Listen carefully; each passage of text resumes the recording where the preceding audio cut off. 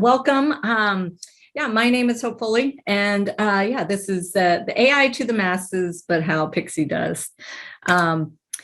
This is me. I am a data and AI cloud solution architect for Microsoft. It's almost been 6 years, which seems unreal that it's been that long, but prior to that, I've been involved in community, and I've run the SQLSaturday in Indianapolis for a good long time.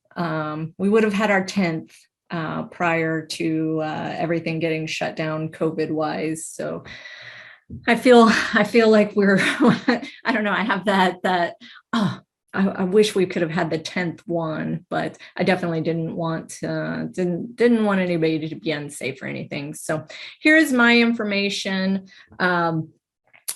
Feel free to, I really appreciate feedback, and we can continue the conversation on Twitter. So feel free to contact me in either of these methods. And I really appreciate feedback on the session. If I can make this better, please let me know. Like I said, I tell people a lot, this all makes sense in my head, but if I can't get it to convey to yours, then but I need that perspective from you. So the agenda for today is I'm going to talk about what is AI. We're also, I want to go through the situation and kind of the idea I had for this session. And please let me know if you're in a similar situation or if I was kind of on tact with the intent for this. So I will never do a session without demos of my own free will. So we'll definitely do demos. Also, just kind of talk through some of the options that I showed today. And also feel free, as always, please let me know if you have questions, comments, thoughts. I like an interactive session. I know that I really appreciate you guys being here. I know everyone kind of has a little bit of virtual fatigue, but these sessions, and especially this day to promote women in tech and also in the area of data science, I think is super important. So I really appreciate you being here and spending the time with me.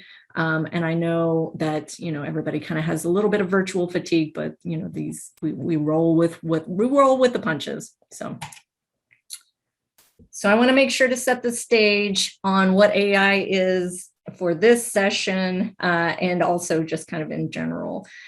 I feel like I've lived through a bit of the buzzwords. I feel like, I've been around long enough. I remember when business intelligence was a buzzword, then it was kind of big data. And now, maybe AI is been the buzzword. It might be tailing out. Not sure, maybe containers. I don't know if that's the new buzzword, but so I just want to kind of talk just super high level a little bit over what AI is. And just because a lot of times the terms get fuzzy, buzzwords kind of by definition, I feel like there is a little fuzziness to them. I'm going to lump a little bit of things together. I definitely am not going to hold it to the strictest, definition of AI, which is essentially, in a nutshell, machines doing human-like functions. So, for example, a computer looking at a picture and interpreting what it is, or reading the text from pictures, or understanding language. If a machine is, or a software program is doing human-like functions, that is AI, and that covers a lot of ground. Sometimes I hear machine learning and AI kind of, interchanged.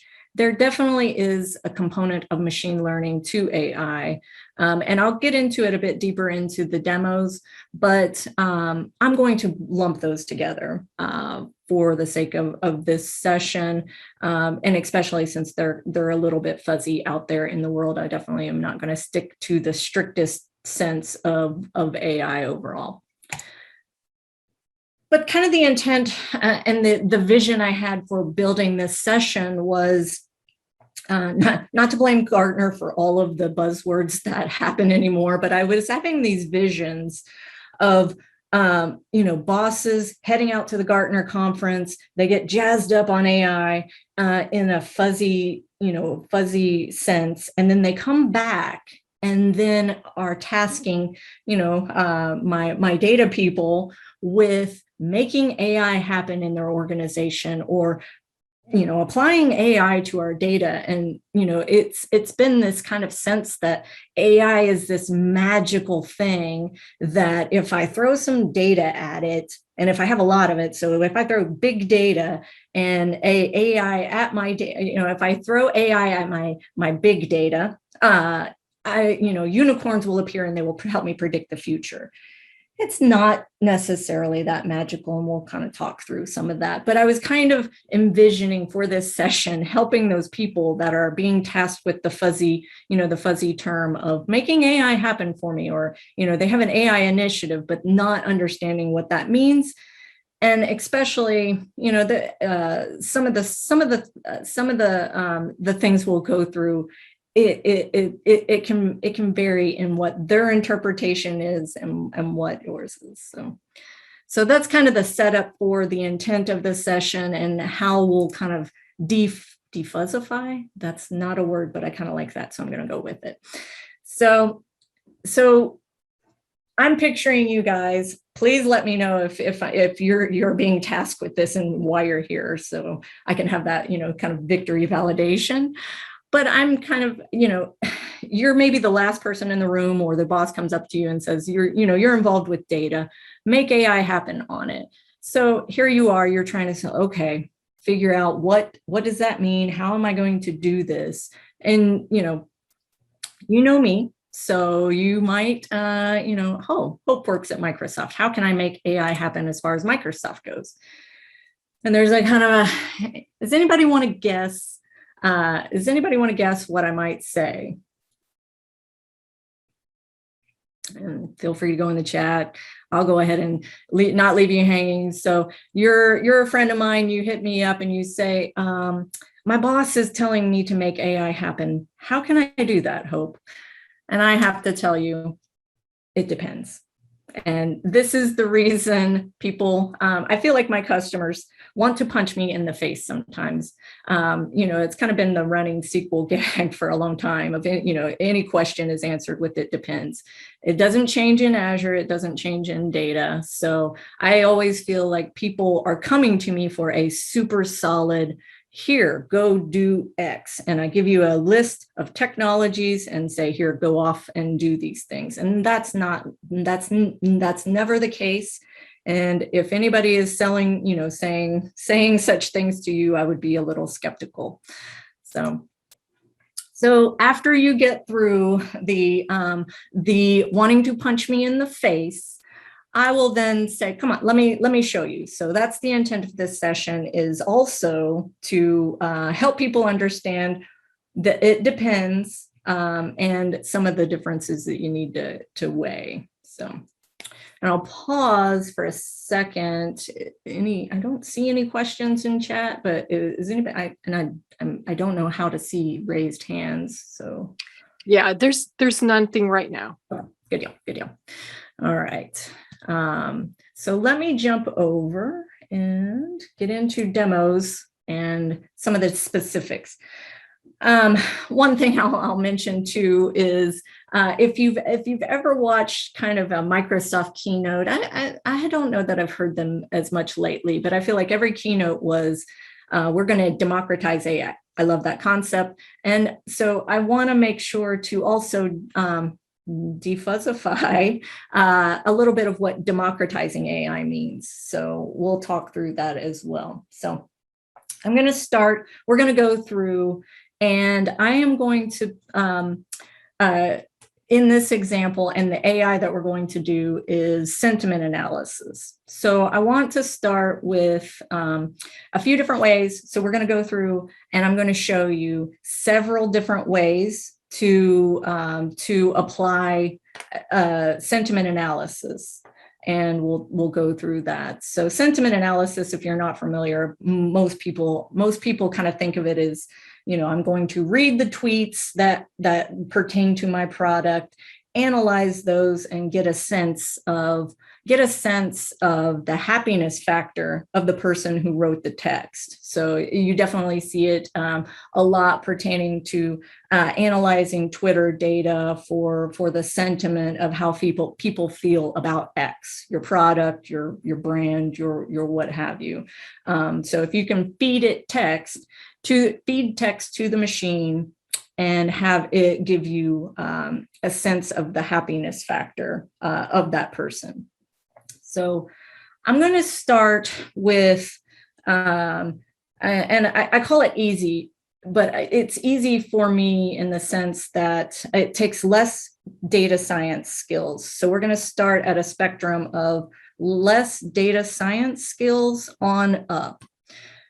Where I'm going to start here is, this is actually in my Azure portal, and we'll start with an Azure Cognitive Service. There are a lot of those. I have a lot of references. There are lots of fun ones we can explore, but for this, we're going to just deal with the text analytics cognitive service. So this is my Azure portal. They're very, very easy to spin up. This is just the create screen. So in my Azure portal or your Azure portal, if you go to create resource and you search for text analytics, click it, and this is the screen that comes up. So you just fill out very, very minimal information on this particular build out. And I'm going to jump over. You can test these out for free. And all this is going to do is give you an API endpoint that you can use. So let me jump over to, so this one is very, very easy to get up, not too many things you have to even select to say what you want. You can have a free tier or a standard tier, but it will do this for you. So I have one already here. I'm going to leave the essentials pane off, but you can see here I have one spun up in my Azure environment. And anybody with app dev skills can pull this in to their applications, and it's as simple as that. So let me jump over to this. So I have, this is an application I use to demo cognitive services a good bit of time. This is not the text. I'm just going to hit analyze. I've already plugged this application into that cognitive service, the text analytics cognitive service. I've already plugged this application into this, and this will analyze. So this will just take a second. And I just analyzed this text of Hope's doing a fantastic job.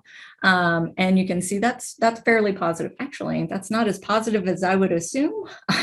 So there is some analysis there. This is the text analytics cognitive service, just to mention too. You can see other things happening here. The detected language, key phrases, pulling out key phrase extractions. We're doing definitely the sentiment analysis here. It's giving you named entities, and then also it's actually doing some searches as well to give me information on the Academy Awards, because I mentioned an Oscar.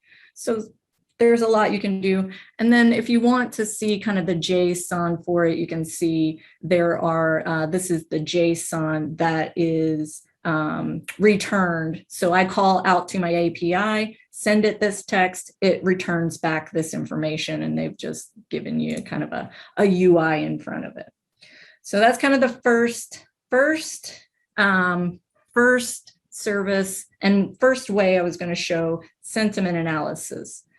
Very easy to set up, doesn't take a lot of data science, hardcore skills. We're not coding anything in R or Python here to build anything, but this also has that give and take, very easy, not much data science skills going on or needed, but it's also a bit black box. So Microsoft handles the data science, the building of the model, and doing all of those things for you, and exposes it through an API.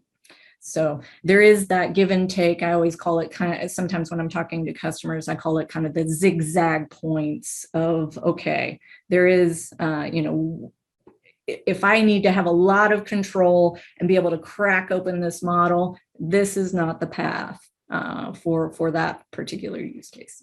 So, all right. I'm going to jump back into my browser over here and move on to kind of the next area to I want to show really quickly, and that is actually in here. So I have a Power BI desktop report, and this has Twitter data in it. So please, anytime I'm showing Twitter data, I always try and make sure I give the disclaimer. I have no control over what is being in the text here. So I'm in my Power BI desktop report. I've pulled in some Twitter data. This is actually analyzing beer. I tweet on the beer, hashtag beer me on occasion when I'm trying a new beer. So I pulled tweets on the beer me hashtag. And you can see I have highlighted this text field. I'm in the Power Query portion of the Power BI desktop. If my data lives in Power BI, there is an easy button. It's literally a button. And I actually have already done this. I will save the time for this particular piece, but I hit that text. I've highlighted the text field of the tweet. I hit this button. I will give a disclaimer here. You do need a premium level licensing to be able to do this functionality. So I always want to make sure people have that, if it's have that information, that it's a little bit of an elevated licensing for Power BI to be able to use this. So, but you can see here, I have actually now have at the end of this, a score sentiment. So you don't need, so I showed the cognitive service before, you don't need that. This is kind of baked into the Power BI premium licensing. So I just want to make sure to call that out so there isn't any confusion. I don't have to point it to my particular cognitive service. It is just part of the bells and whistles that come with that premium level licensing. So then I can come over here and use that inside of my report. And just for the sake of language, I don't want to offend anybody. I'm going to keep it on the positive. I'm going to keep my slider bar on the positive side. So it gives you a number from 0 to 1. 0 is the most negative sentiment on up to the 100, on up to 1, or I've actually had it shown as a percentage here. So you can see the positive. The language tends to be better in the positive tweets, which makes sense. So I just wanted to call that out. And yeah, this isn't the prettiest Power BI report I've ever done, but I just wanted to kind of show that super quickly and give you a sense of another way to do this. It's also another kind of zigzag point here is if I'm dealing with data and it lives in Power BI, great. So that is definitely a caveat here to doing this. If my data is intended to be consumed by an application, I don't have Power BI or I don't intend to, this will definitely not work. So this is something where you need to kind of consider where the data lives and how people are going to consume it. But if your data is in Power BI, this is a super fast, easy way to analyze that sentiment. So, okay. Now I'm going to jump back over in here.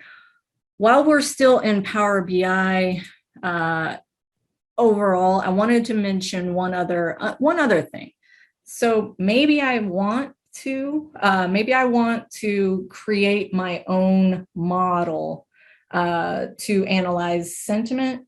I can do that as well. So I want to show you, this is in my Power BI service, and I have a data flow set up here.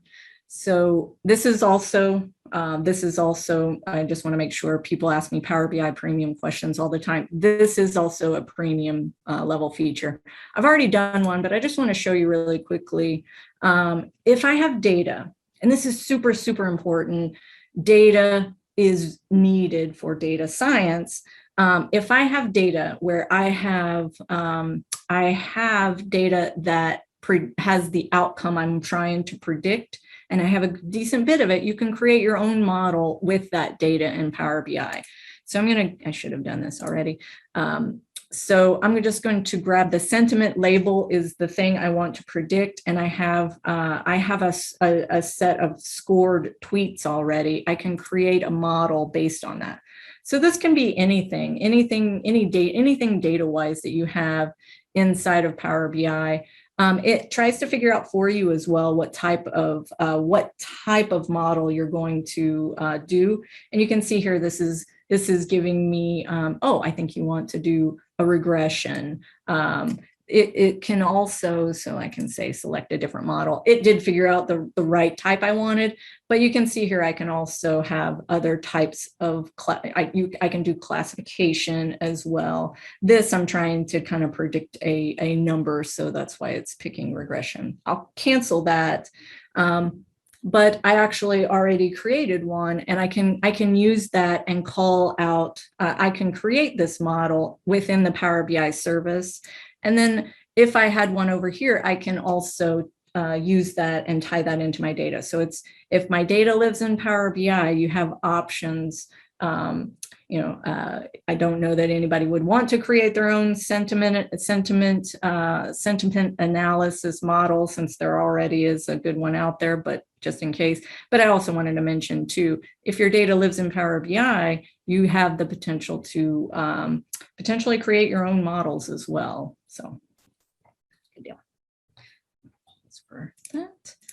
So let me cancel that there. So moving on up the data science spectrum. So we've kind of done 2.5 ways to create, maybe three ways to create sentiment analysis with my data. So I'm going to move on to the next. And this is always interesting. I got to play nicely with the slider bar there. So I'm moving over now to Azure Machine Learning, my Azure Machine Learning Studio. So Azure Machine Learning Service is a service where we're trying to help people productionalize their models, have an area where you can build, train, and also deploy and productionize. I'm not sure how I feel about that word, but I'm going to go ahead and use it. Where I can take my models to production is probably what I should say. So I'm in my Azure Machine Learning Studio, and there are a few different options here. So this particular service, it can go from, and I'm starting at the easier end of the machine learning service, and then I'll kind of talk through the on up in data science skill sets. So you can see here, I can create notebooks, I can do the designer. If I have a data set, so there are different things I can set up, different compute. I can also set up data stores or data sets that I'm going to use in here. I've uploaded one that contains scored Twitter data. And I can actually run this through something called AutoML, or this automated ML section. And I'm going to jump over to where I've actually already done this. So I could use Azure Machine Learning Studio to essentially throw AutoML at my data. And you can see here, this is actually, so I ran through, I think I picked 50 different models. So let me jump over to the models section here. You can see here, it ran through and gave me, and it shows you the accuracy here in this particular model, but you can see from what I was showing before, it picked sparse normalizer XGBoost classifier. And it's running through kind of well-known published algorithms for what I'm wanting to predict. And it will actually run through in an automated way. So it actually ran through and ran my data through each of these and gave me the information for this. So, at this point, I might be at the skill level of, okay, I want I want to do this, but I just have the data and I don't necessarily know what a sparse normalizer XGBoost classifier is, but it's able to run through this and give me this model. So then I can take and deploy. You can see I can actually take and deploy this model and use it for my use case. So you can see I've actually deployed it out there already, but I'll kind of skip through that portion and get to the next one as well. But kind of stepping up the spectrum of data science. And like, I just have the data. I know I want to do sentiment analysis. I want to predict the sentiment for this. And it picked the model for me. In the same tool, I'm going to jump over, and you saw, I'll jump back over to the homepage.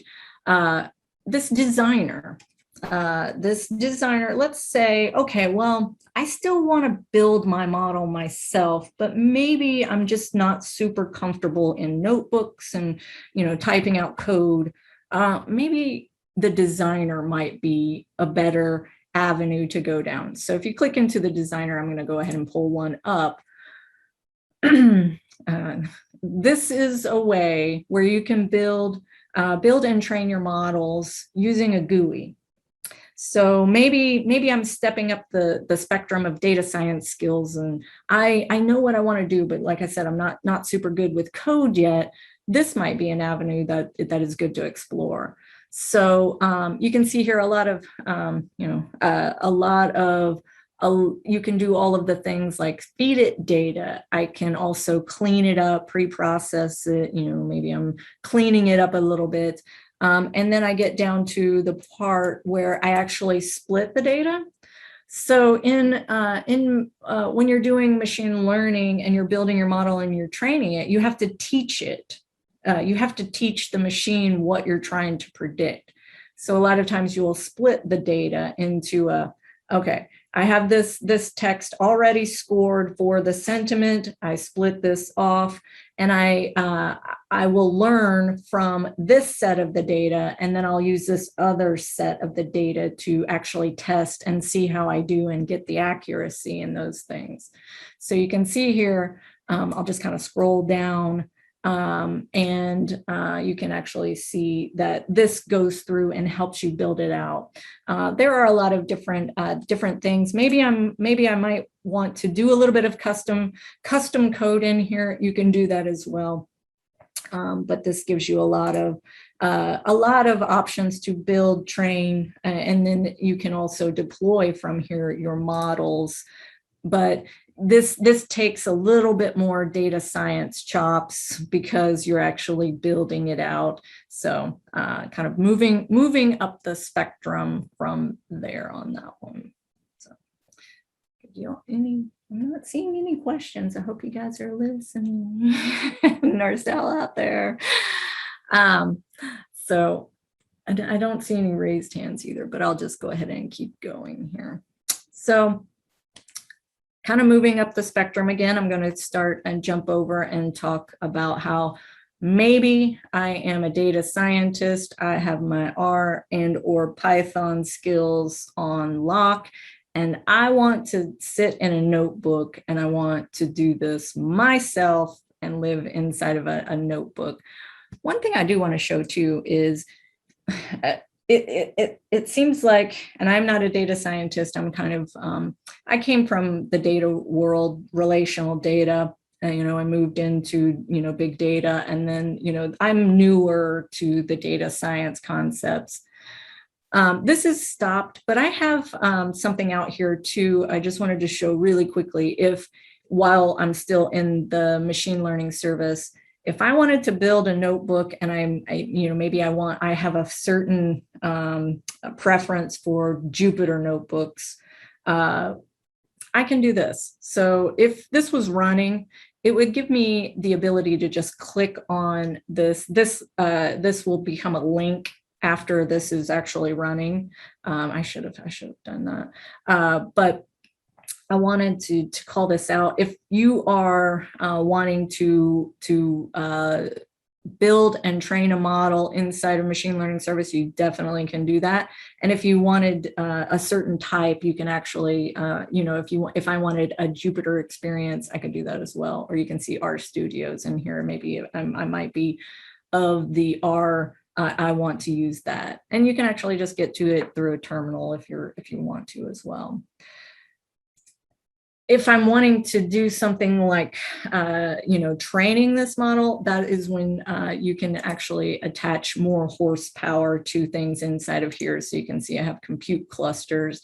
This is what it used I can have additional machines working under the covers for me. And that's what it used when I was running AutoML. I picked the compute cluster to actually have it run through all of those different algorithms to pick the one that was for me. So, and then you can also, this can help you as well deploy the service. So you can do like AKS if I want to build and train this model. When I go to deploy it, it can actually help with that and containerize my models for me. So I'm going to jump over to a different service that you can use as well. So I'm going to jump over, let's say, maybe I have, I'm big into Spark and I want to build and train my model. This is another service. So Azure Databricks is a service that we've had for, gosh, it's been a bit. And it's something called a first party service. Azure Databricks is a separate company. They actually were, some of the creators of that company were involved in the creation of Spark from the UC Berkeley school. But it's called a first party service because you actually pay us the bills. You deal with our support if you run into any issues. So it's the only service that I'm aware of today that it's actually tied to a separate company, but they call it a first party service. So it lives, breathes, feels like one of our own, but there is a separate company involved. So this is my Azure Databricks environment. This was my first big data technology that I used. And you can see here I have this, I'm not even going to turn this on, but I actually have a Spark cluster set up to where I can actually just say, I want to run, and you can see here, this will run Spark. I have a really small one here since I'm mostly just dealing with demos, but, and I get my hand slapped if I use too much Azure, but it was really easy to set up. I can say, I want it to terminate after X number of X number of time, 120 minutes, which is very nice for cost. So there are some other options here. I can have libraries and various different things, but I just want to show really quickly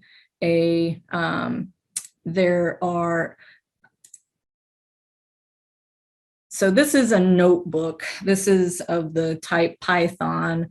And something that is really nice with Databricks and or Synapse. I'll talk about Synapse here in just a second as well. This is where I can build and train these models, but I'm doing everything in code. This is using the major language of Python, but you can actually mix and match different languages. I'll show you one example here. I can mix and match languages inside of a particular notebook. You can see here, this one is of the type Scala. So I can write Scala code. I can also do Spark SQL, which for the SQL folks is very familiar. It's not exactly T-SQL flavor that comes with SQL Server, but it's Spark SQL and a lot of the same. It is very familiar.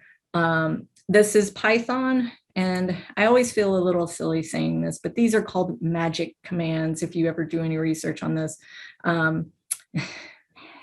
they're magic, but I can use these magic commands to actually mix and match the languages here. So I can I can do R, Python,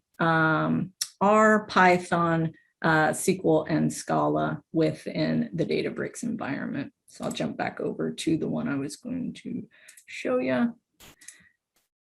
And I won't go through all of this, but this particular notebook, and especially since some of the language gets a little dicey down toward the bottom, I'm going to keep it up here. But this is what I have to feed my model, build and train it with positive tweets and negative tweets. And I actually go through the process all through code. This particular example is using Python, and I can build and train those models. You can then you could deploy this using MLflow. You can also, and there's some good, there's actually a good session out there I've seen where you can actually take and build and train your models inside of Databricks and then deploy them using Azure Machine Learning Services. So you have that flexibility and capability. And I wanted to also mention, so you can do this in Databricks. You can also build and train, and just kind of an honorable mention anytime anybody asks, I just feel like, oh, well, what about Synapse?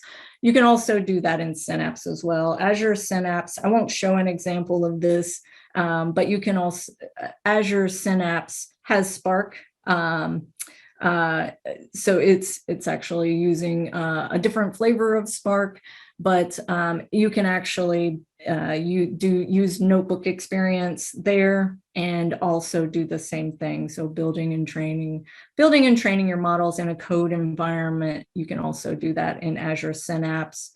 They also give an additional, so I don't think actually I should have checked this. I don't think you can do Scala in an Azure Synapse environment. I'll double check this afterward, but I know you can do C#. So C#, R, and Python, but I don't think it does Scala, but I'll double check that. And I wanted to make sure I had time for questions. Maybe I'll pull up Synapse if nobody has any questions, but I wanted to make sure I gave time for questions. Don't see any, so go ahead. I'll jump back over to the slides then and keep talking. I hate the silence. I can't stand the silence. So I will go ahead and keep talking. I wanted to, so we talked through and saw several different ways to do the exact same thing. Talked through a little bit of the zigzag points of each one, making sure. So wanted to make sure to talk through and kind of highlight what ways to do the same thing we did inside of Azure. And just for the purposes of the slides, skill set. You can definitely see skill set is an important component, which, I work with a lot of customers, and sometimes, I am not going to send a customer that has no data science team, no data science skills, potentially down a road with Databricks. I might say, well, what are you trying to do? And if they say, well, we're just trying to do sentiment analysis, I might lead them down the road of, well, maybe we might want to look at cognitive services. So you can definitely see the skill set comes into play. Sometimes it can be dicey to try and determine that. But it is very important because, if you don't have the data science skills, I might, and I send you down a road with Databricks, you're probably going to want to punch me in the face again.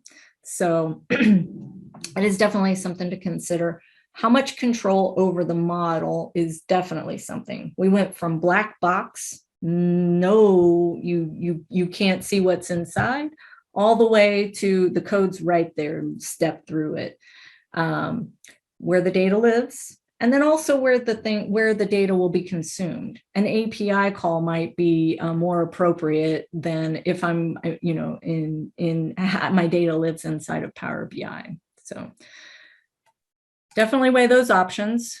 And super smart people on this session might be, well, what about this? What about that? What about this?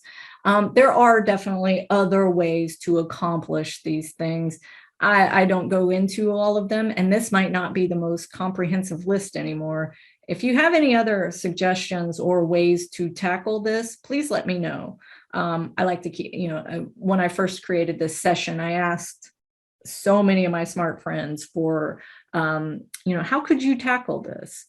And this list actually came from that. I just wanted to make sure to kind of tie in as many places and create a list that you can accomplish machine learning and or building AI capabilities inside of other tools as well. And it also, I definitely focused a bit more on the Azure side, and there are ways to do this on-prem as well. So. I wanted to also, I work with a lot of customers, and there are also other questions I wanted to make sure to talk through. Especially kind of in the heyday of the buzziness of AI, I feel like some people had big dreams, but definitely not the data to support it. I wanted to make sure to call out, you definitely need a lot of data, and you need good data, and you can't just predict anything and not have the data to support it. I feel like, back in the SQL Server, if I wrote a script, if I didn't get it right, you get the squiggly lines to tell you that, hey, your syntax is off here. I can build and train a model. It works fine. But the accuracy depends on the data and the amount and how varied it is. Companies are getting themselves, we had one, if you remember Tay, we released her out there and she turned into, humans fed her really bad data and she went off the rails. Apple, all of these different companies, there was a recent story about credit reports, having data that didn't accurately have female attributes to it can sometimes get you into hot water. And you have to be very, very careful to make sure you have quality, and I put in here unbiased data. Make sure if you are, especially like facial recognition, or you're trying to interpret things from faces, make sure you have all flavors of faces, or you're going to end up in a situation where you might end up on the news. So I want to make sure people are understanding that I don't have the squiggly lines to tell me these things. And Microsoft is trying to help with a lot of different initiatives. We have task forces to make sure fairness and unbiased is, we're sending people out there with those skills as well. So, I don't have the prediction of, my model isn't accurate because I didn't give it varied data. So I definitely want to make sure, as people are going off and beginners are thinking through this, make sure you have quality, unbiased data as you're going down these roads. And then I also feel like people should put a little bit of a so what test to some of these. So I felt like some people would have big dreams, and that's really cool, but is it going to provide a value? If I have to spend time, energy, resources, money on these projects, is it going to provide value at the end of the day? Just so people aren't kind of sitting there going, well, that was a neat science experiment, but what are we going to do with it? So make sure you're kind of talking through those things. And if you ask the questions early, it can potentially change the direction and or just change those tasks and projects you're being tasked with. So, and especially in the situations where people end up on the news, having transparency into how you came up with the answers is going to potentially be important. Be armed with numbers and information on how you came up with predictions, just in case, especially if you're trying to predict something that can treat someone unfairly. make sure you can cover yourselves in those situations. So. And this is just a little bit also, since we're doing okay time-wise, I want to also kind of talk through a little bit of non-technical things, a little more non-technical related things that I've seen where projects, not necessarily in AI projects, but also just data projects in general kind of veer off the rails. I got to make sure I'm delicate here. I've had some projects where, I feel like it goes in cycles. We have a new CTO and he's on board with X technology. We're rolling out X technology, but the entire team under him had no input into this. If I have to change my work day and I had no part of the decision, I'm probably not going to be super excited about those things. So I want to make sure people are kind of thinking through, yeah, some of these projects are great, valuable. We got the data, we got all of the pieces and parts together. But if I'm not giving my teams that are actually going to be doing this the time and resources, time is especially important. The time and resources to learn these technologies, it can fail. So, for example, maybe I've come and talked to your boss, and I'm like, yes, you need to do a sentiment analysis, and I think you should build it in Databricks. And you are being handed that project, and you have no data, you don't have the R or Python skills. I don't know what a data brick is. Oh, and my day job is pretty full. Oh, you want me to learn this in my free time? You're not going to be happy about that. So I feel like sometimes even just like moving to Azure, make sure the people involved have the time and resources. You have to carve out time for them. If you're putting additional workload on people, I can't imagine what will happen you're going to have a little bit of an exodus potentially, or just really grumpy people that aren't really invested in making these projects be successful. So I've seen that a little bit. So I just want to make sure, if you are being tasked with making magic happen, have those conversations. They might be tough. I totally understand that, but it is super important. So I just wanted to also make sure to mention kind of that number 3, do we need to monitor for drift in model accuracy? That can potentially sway the technical decision as well. Maybe I should put that in the technical piece. And then also money. So all of these different technologies can potentially have financial impacts. We definitely have to pay for the things that we're using and making here. Something like a cognitive service, like I showed you, you can have free tiers, and even in the paid tiers, it's based on usage. It can be, I feel like it was like $1 per 1,000 text calls. That's something that is a little cheaper. And also, it definitely I feel like cognitive services definitely are in that place where I feel the democratizing of AI, since, part of what Satya and others have said is we don't want the largest pocketbooks to only hold the keys to being able to do data science. So cognitive services are a cheaper way. It's based on usage, especially, if you have oodles of things to run through analysis, just do your math. There's something called the Azure calculator. We use it internally and also external.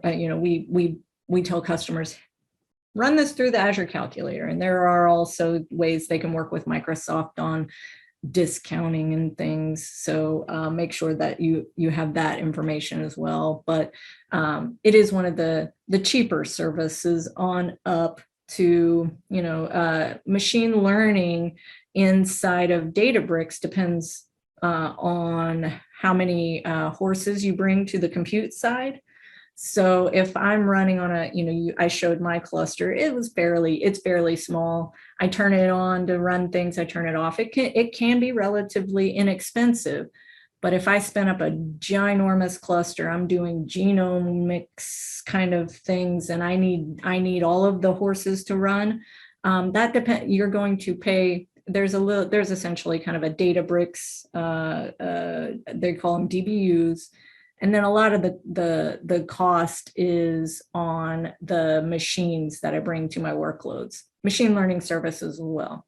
So if I'm spinning up large compute to be able to do the training of this model in a way that I need it to go and run really snappy, that will impact your cost. So cost is always super duper important and a super duper important factor to consider. I feel like, I have big dreams, but a little tiny wallet, it might sway your decision as well in which way you go. So, and that is all I wanted to cover. Hopefully we have some questions